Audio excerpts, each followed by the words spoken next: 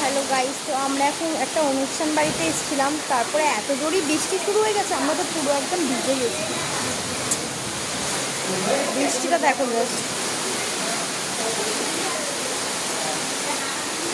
এত জোরে বৃষ্টি হচ্ছে এখানে, মানে কিছু বলারই নেই। বসে রয়েছি আমরা, এখন বসে সব আড্ডা মারছি, কিছু করার নেই কারণ বাইরে বৃষ্টি হচ্ছে। এখানে এতই অন্ধকার, কারো ফেসও দেখা যাচ্ছে না ভালো করে গাইস। তোমার ফোনটাই ভালো। আর এ বলছে আমার ফোনটা ভালো না, যেহেতু ফোনটা আমার পয়সা দিয়ে কেনা, ও তো কিনে দেয়নি, সেই জন্য ও বলছে যে ওর ফোনটা ভালো না।